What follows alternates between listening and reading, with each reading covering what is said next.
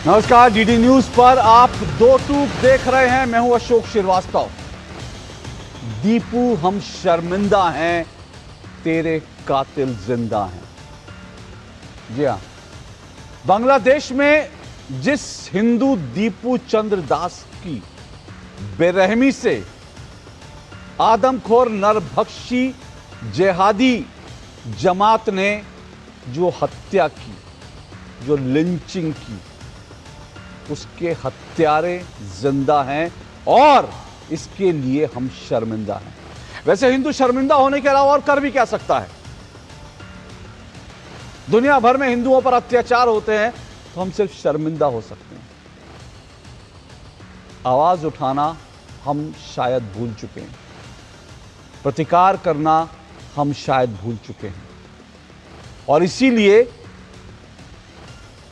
दुनिया भर में हिंदुओं के खिलाफ जहर उगला जाता है। दुनिया भर में हिंदू प्रताड़ना का शिकार होते हैं, और दुर्भाग्य की बात यह है कि हिंदुस्तान में भी हिंदुओं को निशाना बनाया जाता है। मैंने शुरू में कहा, दीपू हम शर्मिंदा हैं, तेरे कातिल जिंदा हैं। और दीपू चंद्र दास के कातिल सिर्फ बांग्लादेश में नहीं बल्कि देश में भी हैं, भारत में भी हैं। क्योंकि जो लोग दीपू चंद्र दास की हत्या को जस्टिफाई कर रहे हैं, वो लोग भी दीपू चंद्र दास के हत्यारे हैं। क्योंकि जो लोग दीपू चंद्र दास की हत्या को जस्टिफाई कर रहे हैं ना, वो भविष्य में एक और दीपू चंद्र दास, एक और हिंदू की लिंचिंग की पृष्ठभूमि तैयार कर रहे हैं। और आप सुनेंगे तो आपको हैरानी होगी कि इस हत्या को जस्टिफाई करने वाले भारत में बैठे नेता भी हैं। मैं उन जिहादी जमात की बात नहीं कर रहा हूं जो सोशल मीडिया पर जश्न मना रहे हैं, भारत में बैठकर जो सोशल मीडिया में जश्न मना रहे हैं, मैं उनकी बात नहीं कर रहा हूं। मैं भारत के बड़े बड़े टॉप के लीडर्स की बात कर रहा हूं जो इस लिंचिंग को जस्टिफाई कर रहे हैं, जो कह रहे हैं क्योंकि भारत में ऐसा हो रहा है इसलिए दीपू चंद्र दास की हत्या की गई। इससे ज्यादा बेशर्मी वाला बयान, इससे ज्यादा मॉब लिंचिंग को जस्टिफाई करना, इससे ज्यादा कुछ हो नहीं सकता। और दीपू चंद्र दास का कसूर क्या था? ये जिन नेताओं की मैं बात कर रहा हूं ना, जो लोग कह रहे हैं भारत में हो रहा है, दीपू चंद्र दास वही कह रहा था जो इस देश में ये नेता बैठकर कहते हैं। ये कहते हैं सब धर्म एक समान है और ईश्वर एक है, उसके रूप अलग अलग हैं। यही तो हमको बचपन से हिंदुस्तान में पढ़ाया जाता है कि सब धर्म बराबर हैं, और चाहे वो अल्लाह हो, चाहे भगवान राम हो, महादेव हो, ये सब एक हैं और एक ही रास्ते पे ले जाते हैं। लेकिन जब दीपू चंद्र दास ने यही बात बांग्लादेश में खड़े होकर कह दी तो ईश निंदा का उनको निशाना बनाया गया। उन्होंने अल्लाह का अपमान कर दिया था। और आज भी बांग्लादेश के मुल्ला मौलाना कह रहे हैं कि अल्लाह का फरमान था, जो हमने किया सही किया। पर बांग्लादेश तो कह सकते हैं पूरी तरह से एक आदमखोर देश बन गया है। हिंदुओं का वहां पर चुन चुन कर नरसंहार हो रहा है, हिंदू विरोधी देश हो चुका है। लेकिन भारत के नेताओं को क्या हुआ?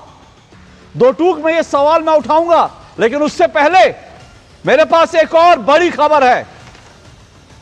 आज देश में, पूरे देश में विश्व हिंदू परिषद, बजरंग दल और तमाम हिंदू संगठनों ने दीपू चंद्र दास की हत्या के विरोध में उन्होंने प्रदर्शन किया। लेकिन जानते हैं इस प्रदर्शन के बाद क्या हुआ? मेरे पास यह अभी खबर आई है, और यह खबर बांग्लादेश के चटगांव जिले की है। क्या हुआ चटगांव जिले में? यह खबर कहती है बांग्लादेश के चटगांव जिले में हिंदू परिवारों के घर जलाए गए। बांग्लादेश के चटगांव जिले में हिंदू परिवारों के, ये अभी से 50 मिनट पहले की खबर है, आज की खबर है। चटगांव में हिंदुओं के घर जलाए गए। सिर्फ घर नहीं जलाए गए, बल्कि इस घर के अंदर हिंदू थे, उनके दरवाजे बंद कर दिए गए। उनका भी हश्र दीपू चंद्र दास जैसा करने की साजिश थी। घर बाहर से बंद कर दिए गए और उनके घरों में आग लगा दी गई। मुझे नहीं पता इसमें कितना नुकसान हुआ है। यह खबर कहती है कि दीवार तोड़कर, दरवाजे तोड़कर लोग भागे और उन्होंने अपनी जान बचाई है।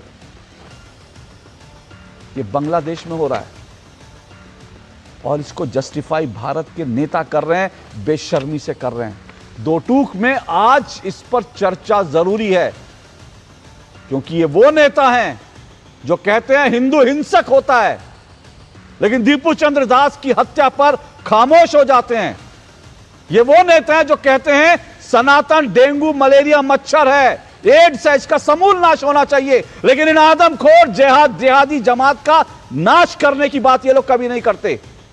सर तन से जुदा की जो लोग बात करते हैं उनके खिलाफ एक शब्द नहीं बोलते, लेकिन दीपू चंद्र दास की हत्या के बाद वो उसको जस्टिफाई करते हैं। इन नेताओं का चेहरा आपको न सिर्फ देखना चाहिए, बल्कि इन नेताओं के चेहरे याद कर लेने चाहिए। आपके मानस पटल पर, आपके मन मस्तिष्क पर इनके चेहरे अंकित हो जाने चाहिए, क्योंकि आपको मालूम होना चाहिए कि आपका शत्रु कौन है, हिंदुओं का शत्रु कौन है। वो शत्रु बोध होना आप में बहुत जरूरी है। इसलिए आज दो टूक में इन नेताओं की पहचान भी जरूरी है और इन नेताओं पर सवाल उठाने भी जरूरी है, और इन नेताओं को देश में सरेआम शर्मिंदा करना भी जरूरी है कि इनकी हिम्मत कैसे होती है इस तरह की बात कह देते हैं। दो टूक में आज इस सब पे चर्चा करेंगे। उससे पहले जो आज प्रदर्शन हुए, और आज के प्रदर्शन का एक और बड़ा जबरदस्त जो है खबर है, वो ये है कि पश्चिम बंगाल में कोलकाता में जब दीपू चंद्र दास की हत्या के विरोध में हिंदू संगठन वहां प्रदर्शन कर रहे थे, तो उनके ऊपर पश्चिम बंगाल की सरकार ने, कोलकाता की पुलिस ने लाठीचार्ज किया है। घुसपैठियों से प्यार और भारतीयों पर लाठी प्रहार, घुसपैठियों से प्यार और हिंदुओं पर लाठीचार्ज, यह ममता बनर्जी की सरकार है। और इस देश में ऐसी सरकारें भी हैं, इस देश में ऐसे नेता भी हैं। इस सब पर दो टूक चर्चा करेंगे, लेकिन उससे पहले आपको दिखाता हूं आज क्या कुछ हुआ और आपको सुनवाता भी हूं कैसी बेशर्मी से बयान दिए गए। सुनिए जरा।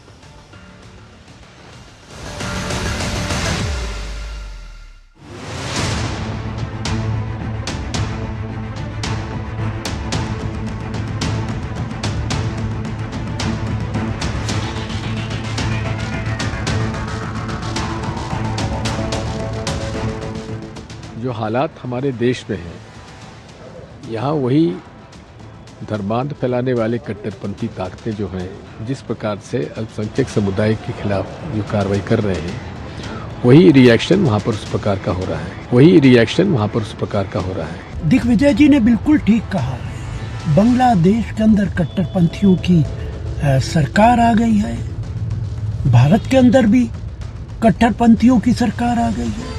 वहाँ पर हिंदुओं पर जुल्म हो रहा है, मंदिरों को तोड़ने की बात हो रही है, भारत के अंदर मस्जिदों पर हमला हो रहा है।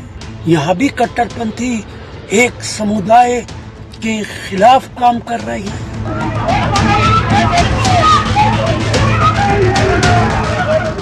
लाठीचार्ज करने लगा, हाथ पैर बॉडी पे, ये देखिए इसका प्रमाण ये है। साडेन लाठीचार्ज करने लगा। ये पुलिस है या चटी चटा, ये ममता का सर्वेंट बन गया। ये ममता नहीं, यूनुस का सर्वेंट है। मोहम्मद यूनुस का एक नंबर का एकदम सर्वेंट बन गया। ये लोग बांग्लादेश का एकदम एजेंट बनकर काम कर रहे हैं। ये कोलकाता पुलिस, ये लोग सिर्फ हिंदू का साथी ऐसा करे जा रहे हैं। ये लोग सुधर रहे नहीं है। पश्चिम बंगाल में ऐसा अवस्था हुआ है, माँ बहन के साथ ऐसा गलत गलत काम हो रहा है, कोई कुछ सपोर्ट नहीं कर रहा है। তাই এই পশ্চিমবঙ্গের হিন্দুদের জাগতে হবে, না হলে ওপার বাংলার জিহাদি সরকার আর এপার বাংলার পুলিশ প্রশাসন একদম একই, না হলে আমাদেরকেও দীপু দাস করে টাঙিয়ে দেবে। हम लोग भी गए थे बैरिकेड सारा हटाने के लिए, तब पुलिस लोग पूरा हम लोगों के ऊपर, महिलाओं के ऊपर हाथ उठा है, जो कि अभी अरेस्ट करके लिए गया है। महिलाओं के ऊपर, पुरुष तो है ही, सबके ऊपर ही वो लोग अटैक करने लगे। उसके बाद लाठीचार्ज हुआ, हम लोगों को भगा दिया गया।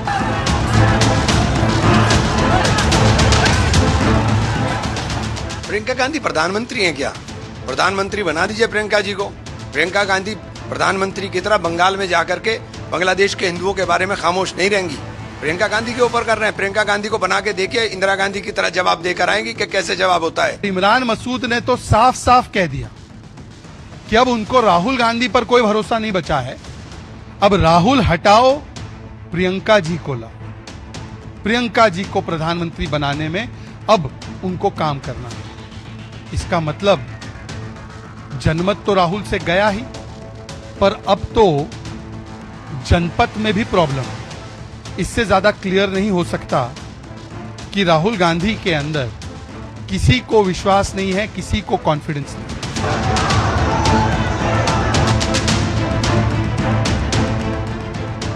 ये पूरा ममता बनर्जी जो भगवाधारी संत समाज है उनको भी लाठी पीटा, जो भगवा झंडा लेकर नौजवान ने रैली किया उनको भी पीटा। एक संदेश वो दे रहा है ये यहाँ हिंदू झंडा लेकर भगवा झंडा लेकर कोई आंदोलन नहीं चलेगा। जहाँ यूनुस कर रहा है यहाँ ममता कर रहा है सेम।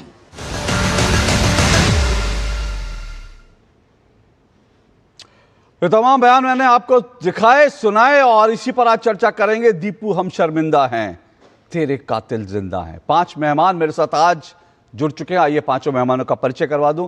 मेरे साथ आरपी सिंह जी जुड़ चुके हैं, बीजेपी के राष्ट्रीय प्रवक्ता हैं आरपी सिंह जी। मेरे साथ राहुल लाल जुड़े हैं। राहुल लाल राजनीतिक विश्लेषक, कांग्रेस पार्टी के समर्थक हैं। मेरे साथ मोहम्मद एहतशामुल हक जुड़े हैं, टीएमसी के नेता हैं। मेरे साथ अमितोष पारिक जुड़े हैं, वीएचपी के प्रवक्ता हैं।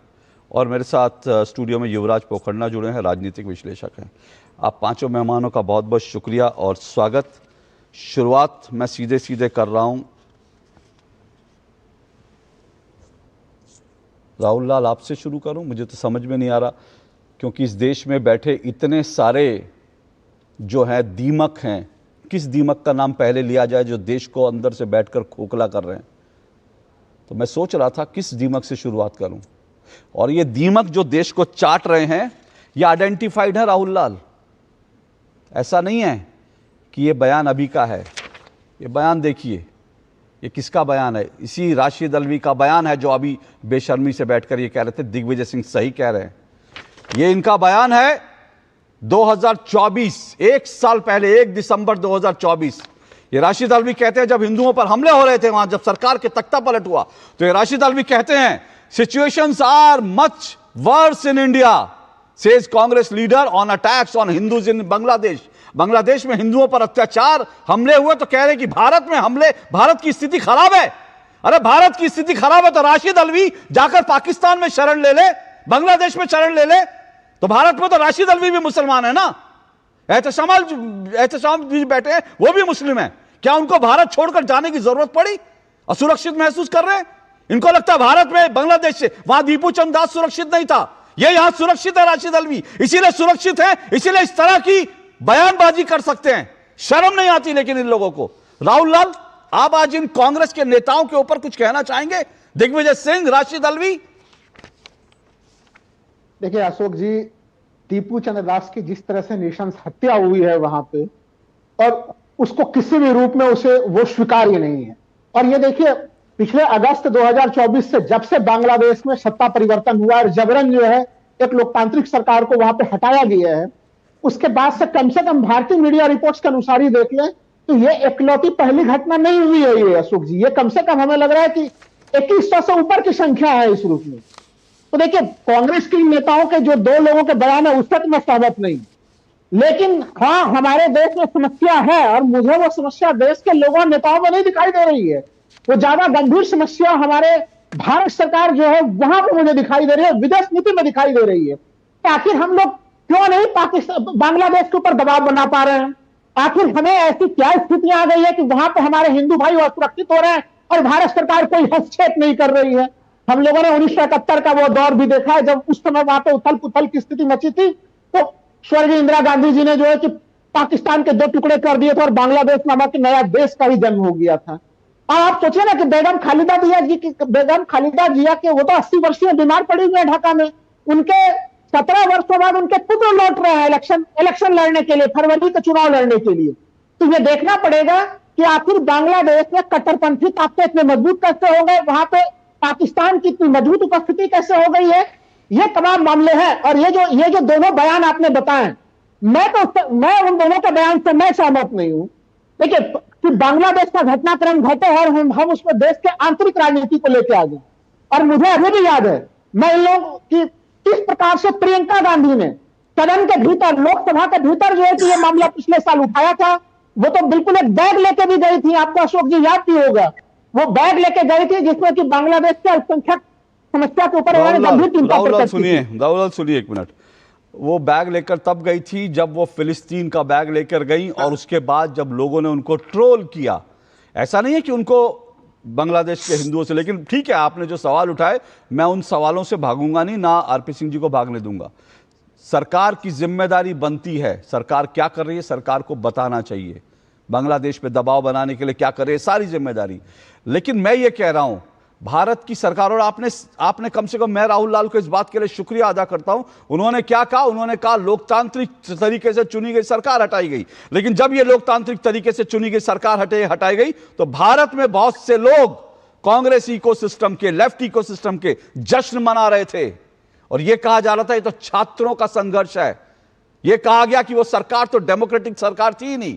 तो राहुल लाल, ये कांग्रेस के कुछ नेताओं के बयान इस पर देख लीजिएगा। लेकिन एक बात और बताता हूं, आपने ठीक कहा, बांग्लादेश में जिस तरह से कट्टरपंथी हावी हो गए, लेकिन बांग्लादेश में जो शेख हसीना है, उनका बेटा जो ब्रिटेन में बैठा है, जरा चेक कीजिएगा, तख्ता पलट से पहले राहुल गांधी जाकर उस व्यक्ति से मुलाकात करते हैं, ऐसी मीडिया रिपोर्ट्स हैं।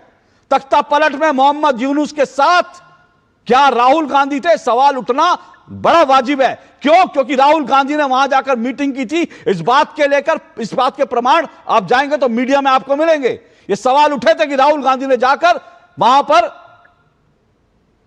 उनसे मुलाकात करी है, जो लोग तख्ता पलट के पीछे थे। और मोहम्मद यूनुस किसका आदमी है? किसको नहीं पता मोहम्मद यूनुस किसका आदमी है? मुझे बताने की जरूरत है। डीप स्टेट का आदमी है। और आज राहुल गांधी भी डीप स्टेट के लिए बैटिंग कर रहे थे बर्लिन में। तो आप डीप स्टेट के लिए ब्रिटेन में, बर्लिन में, हर जगह जाके बैटिंग करेंगे, और जब उस डीप स्टेट जब भारत हिंदुओं की हत्या करेगा तब आप कहेंगे भारत सरकार से सवाल पूछो जी, हमारा तो इसमें कोई रोल ही नहीं है।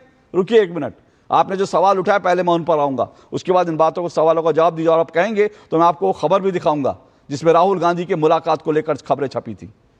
पहले आरपी सिंह जी देखिए, ये बांग्लादेश में जो हो रहा है वो हद के ऊपर है सर। सुरक्षा भारत की, माफ कीजिएगा, भारत के नहीं कहना चाहिए, हिंदुओं की सुरक्षा जो है दुनिया में जहां भी है, उनके लिए कम से कम भारत सरकार को कोई तो स्टैंड लेना चाहिए, कड़ा स्टैंड लेना चाहिए। अशोक भाई, पहले तो मेरी संवेदनाएं और बहुत आक्रोश भी है, संवेदनाएं उनके परिवार के साथ, आक्रोश जो सारा घटना चक्र वहां पर हो रहा है उस पर आक्रोश भी है। और जिस प्रकार से हो रहा है, आप तो शायद वो दिखा नहीं पा रहे, पर जो सोशल मीडिया पे मैंने वीडियो देखा है सचमुच पीड़ादायक भी है, और मन और दिमाग हिलता भी है कि किस प्रकार से समाज ऐसा हो सकता है। परंतु ये बांग्लादेश में न्याय नहीं हो रहा। बांग्लादेश में 20% से ज्यादा आबादी थी हिंदुओं की, अभी कुछ 7% बची है, और ये 7% अभी नहीं, ये 2010-12 से ही 7% चली आ रही, उससे आ रही है। तो वो जो हिंदू वहां से कन्वर्ट हुए, जहां हिंदू वहां से भागे, वो ये तो नहीं कि बीजेपी का राज था तब, जहां हम लोग सत्ता में थे, तब तो कांग्रेस सत्ता में थी, जहां यूपीए के बाकी घटक दलों के साथ मिलीजुली सरकारें थी। और दूसरी बात, आरपी सिंह जी, एक मिनट, मेरी टीम से अनुरोध है, आरपी सिंह जी का मैं आपको जवाब देने का मौका दे रहा हूं। एक तो मेरा अनुरोध है आरपी सिंह जी का ऑडियो लेवल थोड़ा बढ़ाया जाए, क्योंकि उनको जो है सुनने में हमें थोड़ा सा तकलीफ हो रही है। आरपी सिंह जी, आप अपनी बात पूरी कीजिए, लेकिन मेरा एक सवाल है, भाई उनकी सरकारें तो हिंदू जो है, हिंदू विरोधी सरकारें थी, वो क्यों चिंता करेंगी? पर आपकी तो पार्टी जो है हिंदुओं की पार्टी, हिंदुओं के पक्ष की पार्टी है ना। ये लोग तो हिंदू विरोधी हैं, ये लोग तो सनातन का नष्ट करना, हिंदुओं को हिंसक कहने वाली पार्टी, इनसे तो कोई हिंदू उम्मीद नहीं करता। उम्मीद आपसे करता है आरपी सिंह जी? नहीं, बिल्कुल हमसे उम्मीद करते, तभी तो हम सीए लेकर आए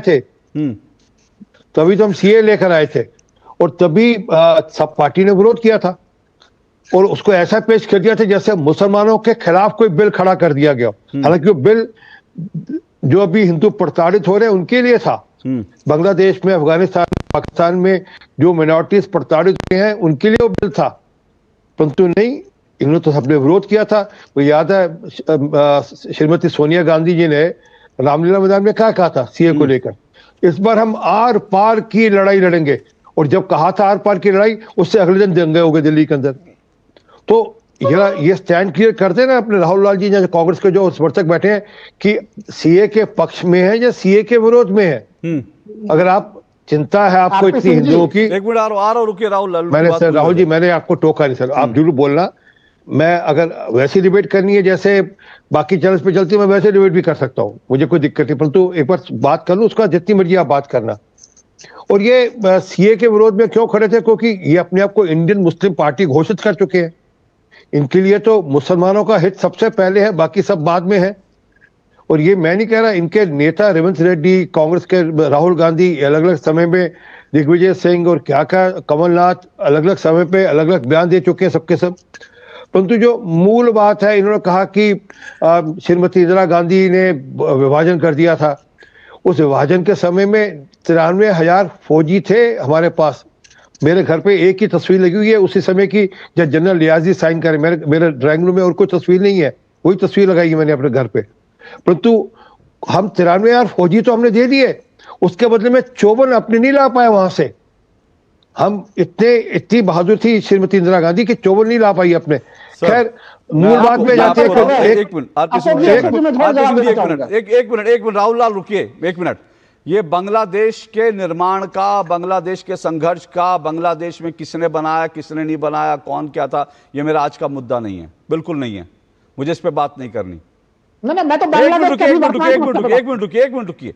आज बांग्लादेश के जो हिंदू जिनको प्रताड़ित किया जा रहा है, मैंने अभी प्रोग्राम शुरू करने से पहले चटगांव की खबर दिखाई कि ये अकेले दीपू चंद्र दास, और जो खबर है वो ये है कि साल 2025 के अंदर 50 हिंदुओं को सिर्फ इसलिए मारा गया है क्योंकि वो हिंदू थे।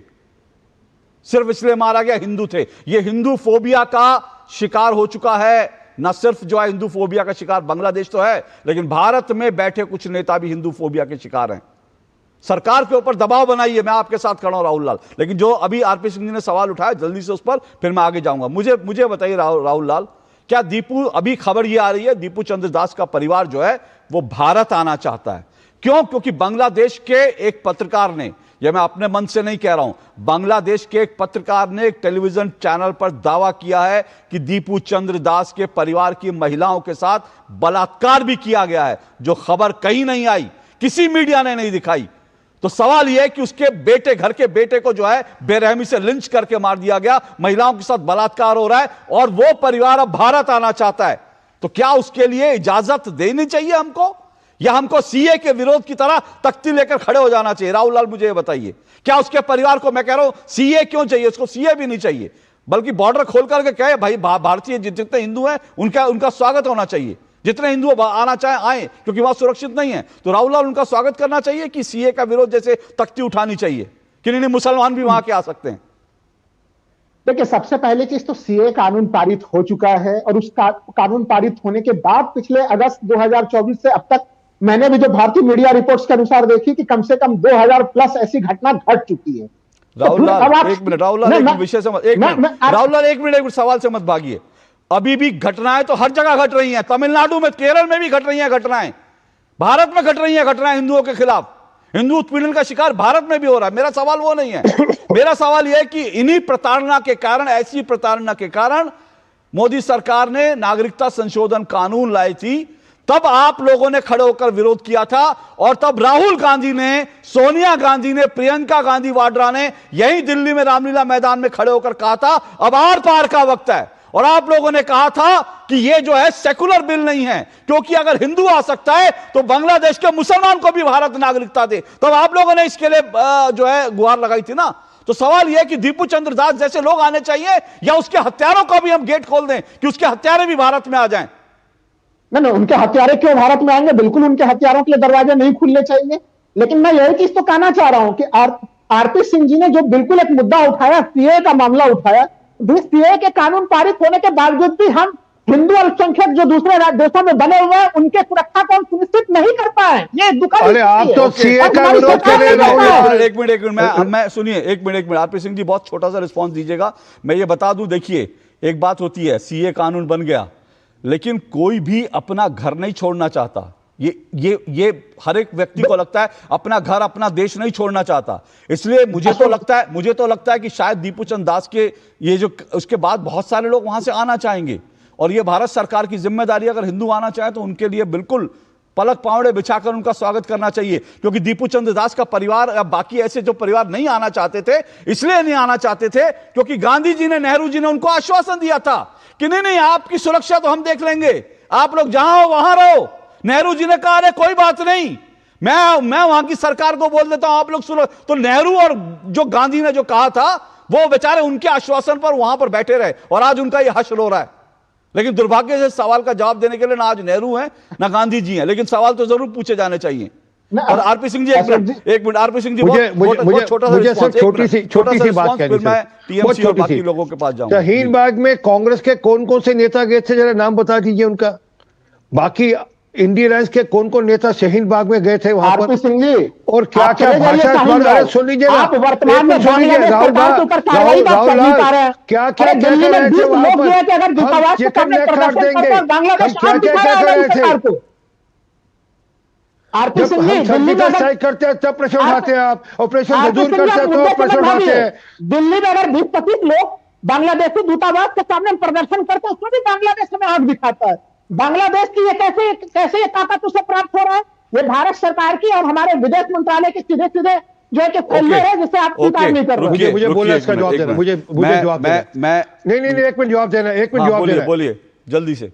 राहुल लाल, बांग्लादेश, आरपी सिंह जी आपके नेटवर्क, हमको सबको पता है कि वहां किस प्रकार की सरकार है वहां पर और कैसा मामला है। उसमें भी हमने प्रेशर बनाया, उनके राजदूत के यहाँ बुलाया, बातचीत एक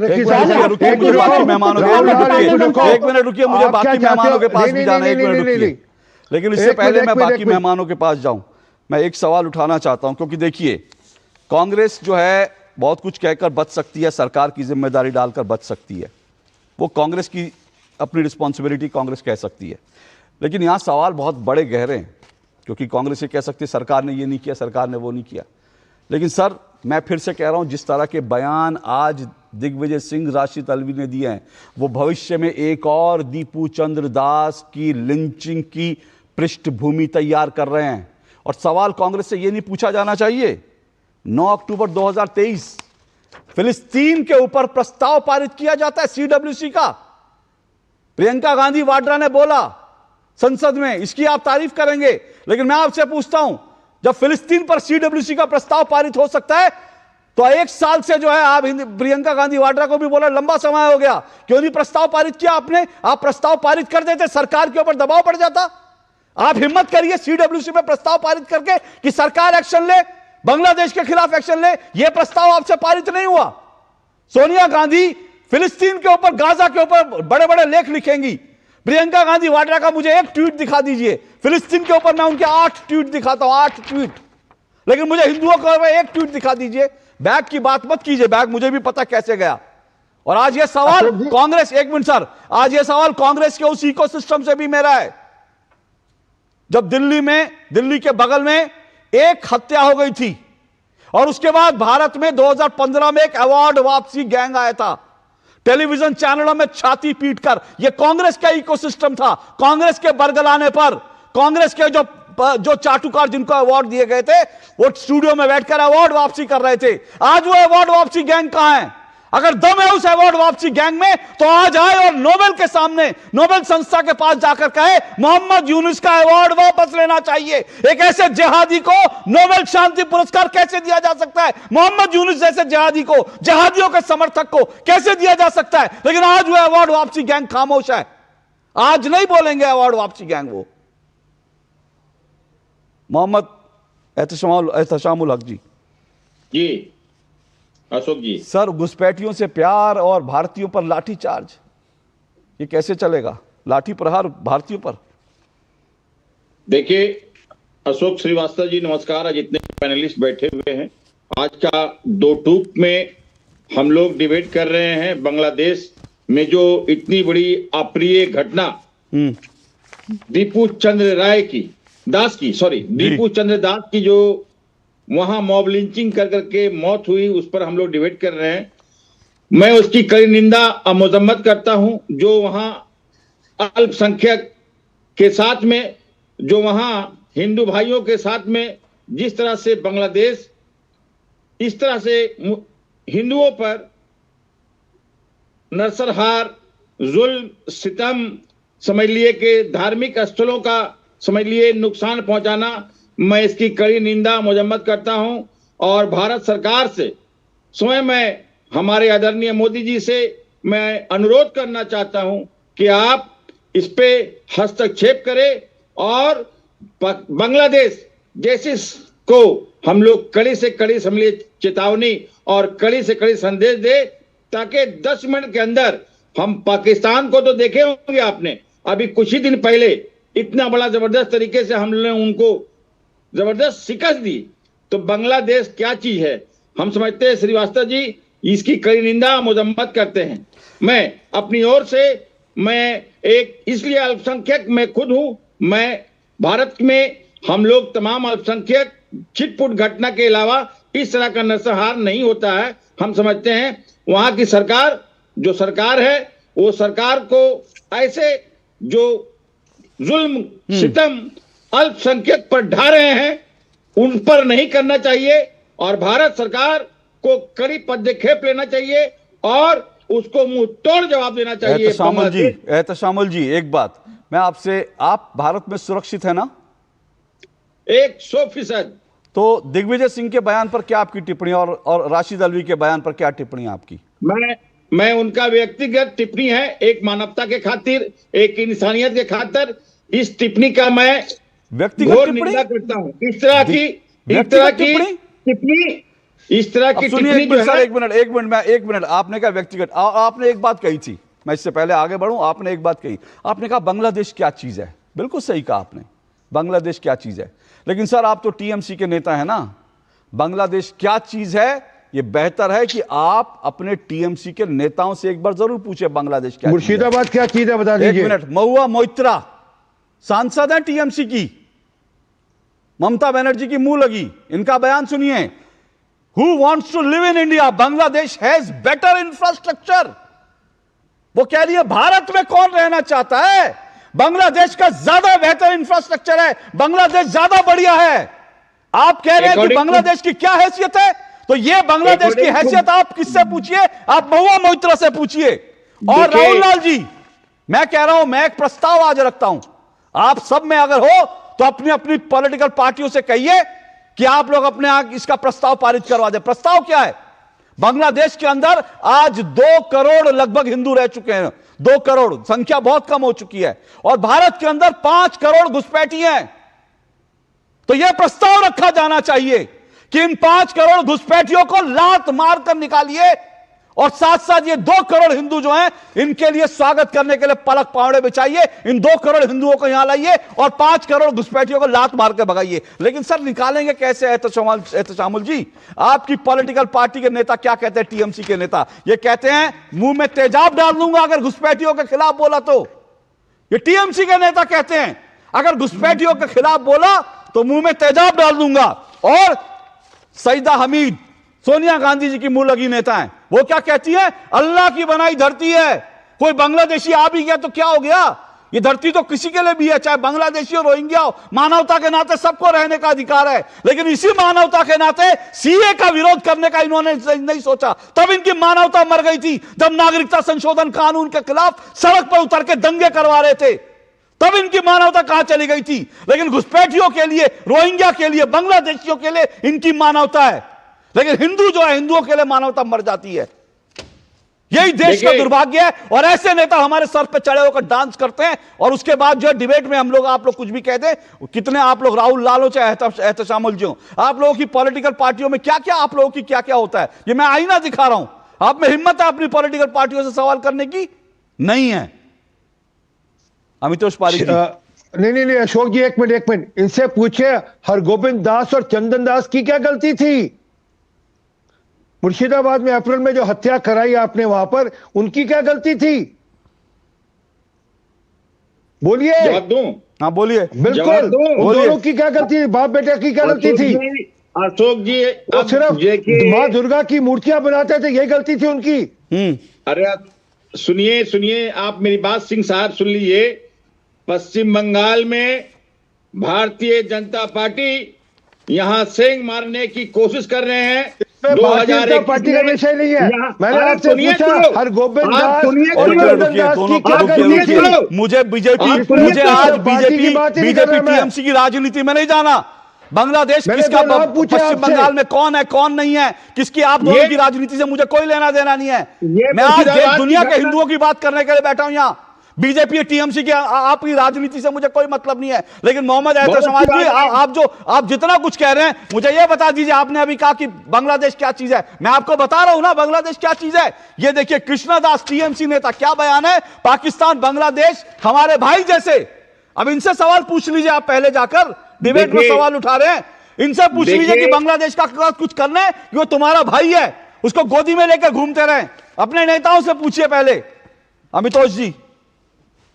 अमितोष पारिक जी, ये हो क्या रहा है? और सवाल यह कि आप लोगों ने प्रदर्शन किया, बहुत अच्छी बात है, आवाज उठनी चाहिए, लेकिन इसके बाद क्या?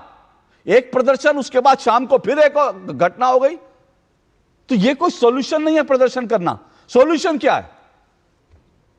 बहुत बहुत धन्यवाद अशोक जी। सबसे पहले तो प्रदर्शन निरंतर रूप से 1 साल पहले भी विश्व हिंदू परिषद ने किया था सरकार के द्वारा, और सरकार के विरोध में किया था, और सरकार को चेताने का प्रयास किया था कि स्ट्रिक्ट एक्शन लिए जाए।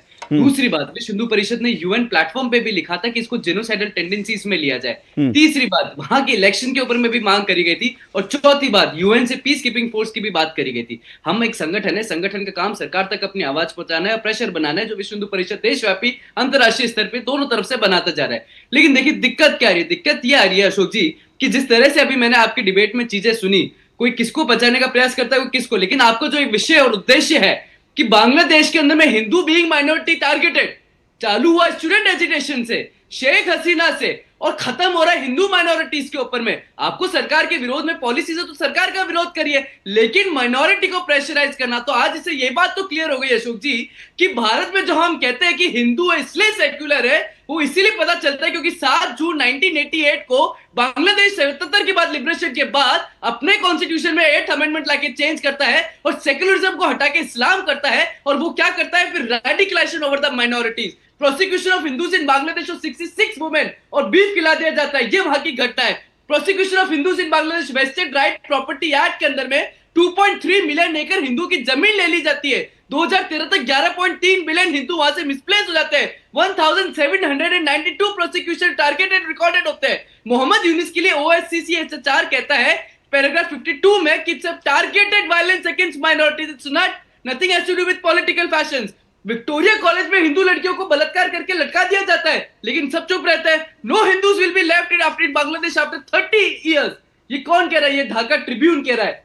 कंडीशन क्या है? चाहे पाकिस्तान हो, अफगानिस्तान हो, बांग्लादेश हो, जहां जहां हिंदू माइनॉरिटी हुआ है, रेडिकलाइजेशन, इस्लामिजेशन और जिहाद के नाम पे उनको टारगेट किया जाए। और दीपू चंद्र दास की हम बात करें ना अशोक जी, वहीं पे अभी क्लियर हो गया कि has nothing to do with blasphemy. Blasphemy law को टारगेट बनाया जा रहा है, पाकिस्तान में बनाया जा रहा है। एक उदाहरण मैं आपको देता हूं, प्रियंका कुमार को पाकिस्तान में ब्लेसफेमी लॉ का उदाहरण बनाया गया था, मारा गया। नतन लाल को बनाया गया ब्लेसफेमी का, मारा गया। ये क्यों हो रहा है? Blasphemy law is been used as a tool against radicalization for minorities. जी, हम कब तक ये खबरें पढ़ते रहेंगे? एक्शन क्या होना चाहिए? आपको क्या लगता है? एक्शन बिल्कुल होना चाहिए। Government of India has to take an strict action against Bangladesh. अगर आप सिटीजनशिप अमेंडमेंट एक्ट की बात करते हो तो सिटीजनशिप अमेंडमेंट एक्ट में जो उचित हो, बांग्लादेशी रिफ्यूजीज को यहाँ पे लेके आना चाहिए। आप रिफ्यूजीज का कैडर उनको देते हो, सिटीजनशिप की बात करते हो और एथनिक क्लींजिंग की बात करते हो, जेनोसाइडल टेंडेंसीज में उनको लेके आना चाहिए, फॉरेन डिप्लोमेसी क्रिएट करनी चाहिए। हम कांग्रेस के ऊपर में कितना करेंगे भाई? देखिए, मैं एक बात बोलना चाहता हूं, उसके बाद मैं युवराज आपके पास आ रहा हूं। देखिए, है क्या, ये बात हिंदुओं को समझनी चाहिए। और अगर योगी आदित्यनाथ ये कहते हैं ना, बटोगे तो कटोगे, उसका विरोध करने वाले यहां पर दोनों पॉलिटिकल पार्टियों के नेता बैठे। जब योगी आदित्यनाथ या कोई हिंदू कहता है कि जात में मत बटो, बटोगे तो कटोगे, तब कहते हैं कि ये हिंसा फैला रहे हैं, बटोगे तो कटोगे, हिंदुओं को बगला रहे हैं। लेकिन हिंदुओं को समझना चाहिए कि दुनिया में उनकी आवाज उठाने वाला कोई नहीं है। जब तक वो संगठित नहीं होंगे, संगठित होकर अपने बारे में नहीं सोचेंगे, संगठित होकर उनके बारे में कोई आवाज उठाने वाला नहीं है। ये देखिए, यूएन ह्यूमन राइट, मैं आज देख रहा था और मुझे ये मैं आपको कैसे अपनी भावनाएं बताऊं। ये यूनाइटेड नेशन ह्यूमन राइट की बात करने वाला संगठन है। इसने एक ट्वीट दीपू चंद्र दास पे नहीं किया, और इसने ट्वीट किस पर किया है? इसने किया है शरीफ ओसामा बिन हादी, जब हादी मारा गया बांग्लादेश का नेता, तो उस पर ट्वीट करा इसने कि हिंसा नहीं होनी चाहिए। लेकिन दीपू चंद्र दास पे यूनाइटेड नेशन जैसी संस्था जो है, उसने एक ट्वीट नहीं करा। ह्यूमन राइट की बात करते हैं तो हिंदुओं तुम्हारा कौन है भाई? कौन तुम्हारे लिए बोलेगा? तुम नहीं बोलोगे तो, और तुम बटोगे कांग्रेस, टीएमसी, बीजेपी में, तो यही तुम्हारा हश्र होगा। तुम्हारे लिए कोई आवाज नहीं उठाएगा। और आज मैं फिर बता रहा हूं, आज मैं एक और, ये सिर्फ ये अकेले यूएन की बात नहीं है। भारत में एक फर्जी संस्था थी ह्यूमन राइट की बात करने वाली, एमनेस्टी प्राइवेट लिमिटेड कंपनी थी। उसका एक फर्जी सा आदमी जो अपने आप को ह्यूमन राइट एक्टिविस्ट कह रहा है, मैं आने से पहले उसके सारे ट्वीट देख रहा था। ईसाई संस्थाओं के खिलाफ क्रिश्चियन, ये क्रिसमस मनाने को लेकर एक छुटपुट कहा सुनी हो गई, उस पर वो फर्जी आदमी ट्वीट करता है, लेकिन दीपू चंद्र दास पर कोई ट्वीट नहीं। और जब इस फर्जी आदमी की, इस फर्जी संस्था पर जब मोदी सरकार ने प्रतिबंध लगाया, तो सबसे पहले राहुल लाल की और राहुल गांधी की कांग्रेस ने छाती पीटी थी। ये सवाल हम कैसे भूल जाएं, ये चीजें हम कैसे भूल जाएं कि इन फर्जी लोगों के साथ आप खड़े होते हैं, लेकिन हिंदुओं के साथ खड़े होने में शर्म आती है। युवराज पोखरना। अशोक जी नमस्ते। रघुपति राघव राजाराम, पतित पावन सीताराम, सुंदर विग्रह मेघा श्याम, गंगा तुलसी शालिग्राम। अच्छा एक मिनट रुकिएगा, ये आपके लाइव शो में मैं गोली खा रहा हूँ। हाँ, थोड़ा सेक्युलरिज्म का नशा चढ़ गया मुझे। अब मैं गाता हूँ, रघुपति राघव राजाराम, पतित पावन सीताराम, ईश्वर अल्लाह तेरो नाम, सबको सम्मति दे भगवान। यही बात दीपू चंद्रदास ने बोल दी थी, क्या होना था, उसको मार दिया। तो हम हिंदुओं को समझना पड़ेगा कि वो दीपू चंद्रदास हो, कन्हैयालाल हो, प्रवीण, मेरे पास एक छोटी लिस्ट है, हर्षा हो, किशन भरवाड़ हो, रुपेश पंड्या हो, या कमलेश तिवारी हो, मुकेश सोनी हो, किसी की जात नहीं पूछेंगे, लेकिन हिंदू हो तो कटेंगे और बटेंगे ही बटेंगे। और हमको तो गांधी जी ने कहा था, हमने गांधी की बात नहीं सुनी। ये अलग बात है कि भारत में मुसलमान आता है, हाय गांधी, हाय बापू करता है, लेकिन बापू की बात यदि कोई मुस्लिम देश में हिंदू बोल देगा तो वो कटेगा और बटेगा। ये अलग बात है कि अंबेडकर जी ने कहा था कि टोटल पॉपुलेशन एक्सचेंज होनी चाहिए, लेकिन हमने वो नहीं किया। और आप काहे अशोक जी ब्लड प्रेशर बढ़ा रहे, पानी पीजिए। ये तो तब रघुपति राघव का भजन हो, वंदे भारत हो, ये वंदे मातरम हो, या आज की बात करें, आप पूरी हिस्ट्री देख लीजिए। 1950s में नेहरू जी ने हिंदू कोड बिल बदले, हाय मुसलमान, मेरा मुसलमान, उनको टच नहीं किया। शाह बानो, शायरा बानो, मनमोहन जी का बयान कि देश के संसाधनों पे पहला अधिकार मुसलमानों का है, ये राहुल गांधी जी, अभी की बात छोड़ दीजिए, 2005 में राहुल गांधी जी युवा नेता होने के नाते कहां गए थे पता है आपको? बाबर की मजार पे फातिया पढ़ने। लेकिन ये अलग बात है कि 3 साल हो गए, राम मंदिर आज तक नहीं गए। तो ये तो कांग्रेस की राजनीति रही है, और हम हिंदू लड़ते रहे, बटते रहे, कटते रहे हैं, तो ये सदैव होते रहा है, होते रहेगा। आप अपना ब्लड प्रेशर मत बढ़ाइए अशोक जी। सवाल ब्लड प्रेशर का नहीं है, सवाल यह कि जब आपके शरीर में ब्लड ही नहीं होगा तो प्रेशर कैसा होगा? दीपू चंद्रदास के शरीर में ब्लड ही नहीं बचा तो ब्लड प्रेशर कैसे होगा? तो हिंदुओं का तो खून जो है वो इस तरह से जो है निकाला जा रहा है, हिंदुओं का खून इस तरह से बहाया जा रहा है, तो हिंदू बेचारा ब्लड प्रेशर क्या होगा जब उसका खून इस तरह से। लेकिन मैं राहुल लाल आपसे एक सवाल पूछना चाहता हूं। राहुल लाल, मेरा सीधा सा सवाल यह है, सीए की अभी बात हुई, सीए को लेकर जो है आपने कहा कि नहीं ऐसा नहीं वैसा नहीं। मैं ये जानना चाहता हूं कि भाई राहुल गांधी जो बर्लिन में थे, उनको एक अंतर्राष्ट्रीय मंच मिला था, उस अंतर्राष्ट्रीय मंच पर राहुल लाल ने बांग्लादेश के हिंदुओं का भी मुद्दा उठा सकते थे। भारत में डेमोक्रेसी खत्म हो गई ये तो उनको याद रहा, लेकिन हिंदुओं पर अत्याचार हो रहे ये उनको याद नहीं रहा। आज अगर राहुल गांधी, आप बड़ी प्रियंका गांधी वाड्रा की बात कर रहे थे, तो अगर राहुल गांधी ये सवाल उठा देते अंतर्राष्ट्रीय मंच पर, तो क्या आपको नहीं लगता कि वो ज्यादा बेहतर होता, एक मैसेज जाता, बजाय इसके कि भारत में डेमोक्रेसी खत्म हो गया, भारत में फलाना ढिमकाना? राहुल लाल बोलिए। अशोक जी देखिए, राहुल गांधी जी को लेके कई तरह की चीजें आपने भी रखी और लोगों ने भी कहा यहाँ पे। सबसे पहली चीज तो उस समय भी कहा गया कि मैं एक छोटा सा ब्रेक ले रहा हूं, क्योंकि मुझे लग रहा है राहुल लाल की आवाज मुझे मिल नहीं रही है। एक छोटा सा ब्रेक ले रहा हूं। मेरी आवाज नहीं आ रही अशोक जी?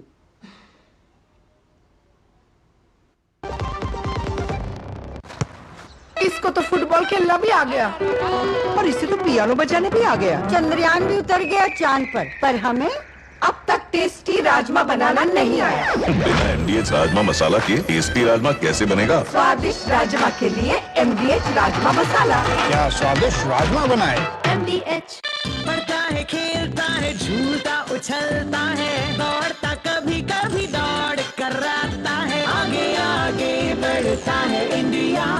अमूल दूध पीता है इंडिया।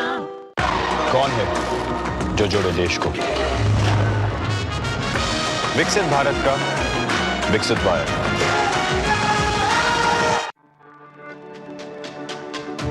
मेरी पसंद, मेरी पसंद, मेरी पसंद, मेरी पसंद, हमारी पसंद, हम सबकी पसंद। मजबूत देश का मजबूत सरिया हो गया स्टील। LIC युवा प्रोफेशनल्स के लिए लाए हैं नवजीवन श्री। करें नियमित प्रीमियम का भुगतान, जीवन बीमा का आनंद लें, प्राप्त करें प्रीमियम के प्रतिशत पर गारंटीकृत एडिशंस, अपने वित्तीय लक्ष्यों के अनुरूप मैच्योरिटी पर गारंटीकृत धनराशि पाएं। मौजूदा पॉलिसी धारकों के लिए आकर्षक अतिरिक्त लाभ आज ही खरीदें। गोल्डी छोले मसाले जहाँ जाए रिश्ते बने। गोल्डी लाए हैं फ्रेश लॉक टेक्नोलॉजी जो रखे मसालों को हर समय फ्रेश।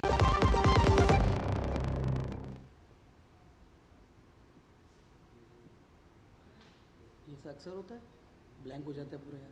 पहली बार देख रहा हूँ इस तरह से बैंक।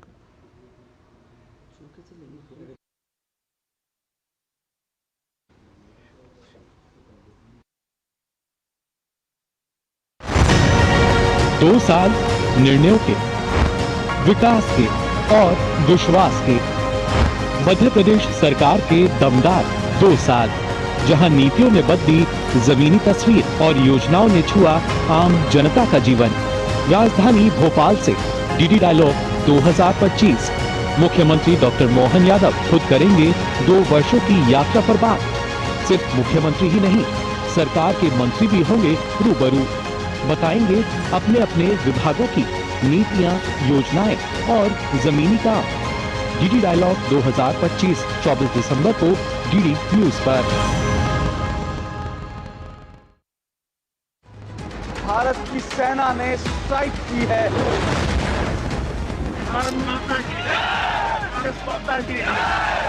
जो सच है हम वही दिखाते हैं।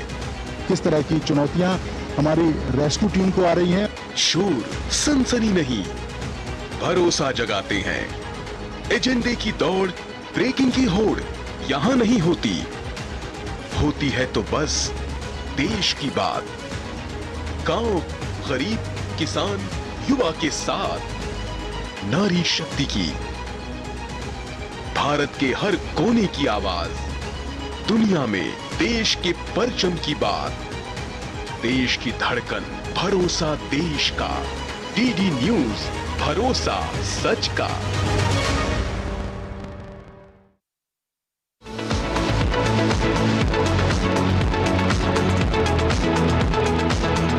हर सुबह एक नई शुरुआत, दिन रात बढ़ते भारत की बात, देश दुनिया की खबरें जो है आपके लिए जरूरी,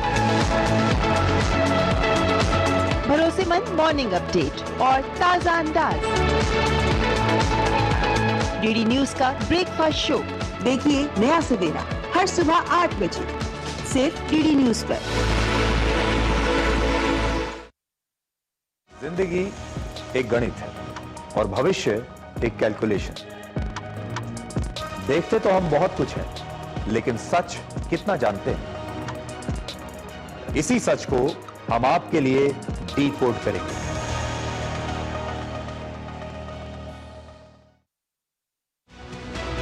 हर खबर की बारीकी से होती है पड़ताल, खबर के पीछे का सच और उसका सटीक विश्लेषण आप तक लेकर आते हैं हम। चाहे बात सियासत की हो या अंतर्राष्ट्रीय जगत, ग्राउंड जीरो से रखते हैं खबर पर पहली नजर। देखिए हमारा खास शो खबरों का सरपंच न्यूज पंच, रोजाना सुबह 10:30 बजे और दोपहर 2 बजे सिर्फ डीडी न्यूज पर।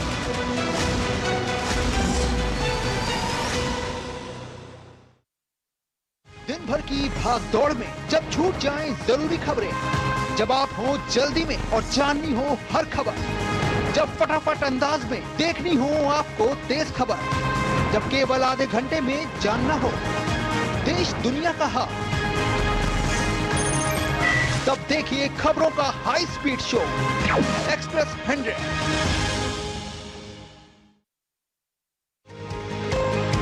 म्यूचुअल फंड में कैसे करें निवेश, एसआईपी से कैसे जीती जाए इन्वेस्टमेंट की रेस, गवर्नमेंट स्कीम से कैसे मिलेगा बेहतर रिटर्न, बाजार की जोखिम में कैसे होगी सुरक्षित इनकम, पर्सनल फाइनेंस के क्लियर होंगे सब डाउट, फाइनेंशियल मिथ्स को विशेषज्ञ करेंगे आउट। देखिए मनी मंत्र हर शनिवार सुबह 9:30 बजे सिर्फ डीडी न्यूज पर।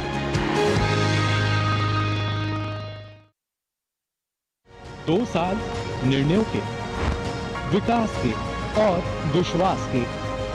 मध्य प्रदेश सरकार के दमदार 2 साल, जहां नीतियों ने बदली जमीनी तस्वीर और योजनाओं ने छुआ आम जनता का जीवन। राजधानी भोपाल से डीडी डायलॉग 2025। मुख्यमंत्री डॉक्टर मोहन यादव खुद करेंगे 2 वर्षों की यात्रा पर बात। सिर्फ मुख्यमंत्री ही नहीं, सरकार के मंत्री भी होंगे रूबरू, बताएंगे अपने अपने विभागों की नीतियां, योजनाएं और जमीनी काम। डीडी डायलॉग 2025 24 दिसंबर को डीडी न्यूज पर।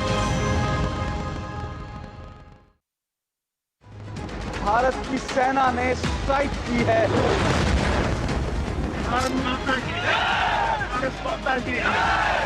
जो सच है हम वही दिखाते हैं। किस तरह की चुनौतियां हमारी रेस्क्यू टीम को आ रही हैं। शोर सनसनी नहीं, भरोसा जगाते हैं। एजेंडे की दौड़, ब्रेकिंग की होड़ यहां नहीं होती। होती है तो बस देश की बात। गांव, गरीब, किसान, युवा के साथ नारी शक्ति की, भारत के हर कोने की आवाज, दुनिया में देश के परचम की बात, देश की धड़कन, भरोसा देश का।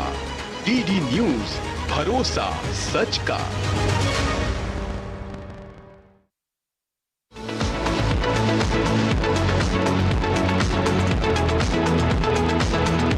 हर सुबह एक नई शुरुआत, दिन रात बढ़ते भारत की बात, देश दुनिया की खबरें जो है आपके लिए जरूरी, भरोसेमंद मॉर्निंग अपडेट और ताजा अंदाज। डीडी न्यूज का ब्रेकफास्ट शो देखिए नया सवेरा हर सुबह 8 बजे सिर्फ डीडी न्यूज पर। जिंदगी एक गणित है और भविष्य एक कैलकुलेशन। देखते तो हम बहुत कुछ हैं, लेकिन सच कितना जानते हैं? इसी सच को हम आपके लिए डीकोड करेंगे।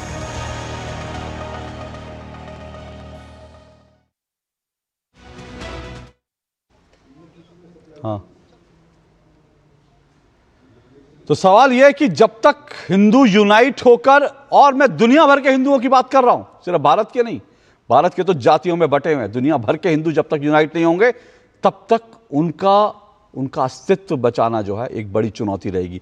और मैं यहां पर तमाम मेहमान बैठे थे, कांग्रेस समर्थक राहुल लाल ने बड़ी बड़ी बातें की, लेकिन राहुल लाल, बांग्लादेश में जो कुछ हुआ उसका आपको, जो मैंने शुरू में आपसे कहा था, वो खबर आपको पढ़कर सुना रहा हूं, ध्यान से सुनिएगा। यह खबर कब की है? आप कह रहे हैं ना कि बांग्लादेश में जो तख्ता पलट हुआ, वो तख्ता पलट के पीछे कौन कौन लोग था मैं नहीं जानता, लेकिन यह खबर आपको पढ़कर सुना रहा हूं। यह खबर साल 2024 की है, 10 अगस्त 2024। और यह खबर क्या कहती है? सत्ता पलट से पहले खालिदा जिया के बेटे से मिले राहुल गांधी, बांग्लादेश में बवाल के बीच क्यों उठाए सवाल। और खबर की 4 लाइनें आपको पढ़कर सुना रहा हूं, सुनिएगा। और यह बांग्लादेश में जो तख्ता पलट हुआ, जो तख्ता पलट हिंदुओं के लिए जो है एक बुरा स्वप्न बनकर आया, उस तख्ता पलट में सवाल है कि कौन लोग थे।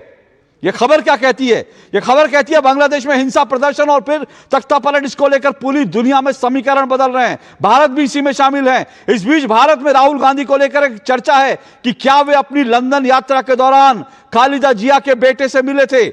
असल में बीजेपी ने यह आरोप लगाया क्योंकि बांग्लादेश के एक वरिष्ठ पत्रकार ने यह दावा किया कि नेता प्रतिपक्ष राहुल गांधी पिछले महीने लंदन में खालिदा जिया के बेटे से मुलाकात की थी उन्होंने। और यह भी आरोप लगे कि राहुल गांधी ने बांग्लादेश में चल रहे आंदोलन को ग्रीन सिग्नल दिया था, यानी हरी झंडी दिखाई थी। तो सवाल यह है कि हरी झंडी वहां तख्ता पलट को दिखाई गई, और वो तख्ता पलट सिर्फ तख्ता पलट नहीं था, बल्कि हिंदुओं को खत्म करने की साजिश था। तो इस साजिश में कौन कौन शामिल है, ये चेहरे दुनिया के सामने आने चाहिए, और साथ साथ इसके खिलाफ भारत सरकार को भी मजबूती से आवाज उठानी चाहिए, और भारत के सभी हिंदुओं को सोचना चाहिए कि उनको अपने अस्तित्व बचाने के लिए उनको एक होना ही पड़ेगा, क्योंकि बटेंगे तो दीपू चंद्र दास की तरह मरेंगे। आज के लिए इतना ही, तो टूक में कल आपसे मुलाकात होगी।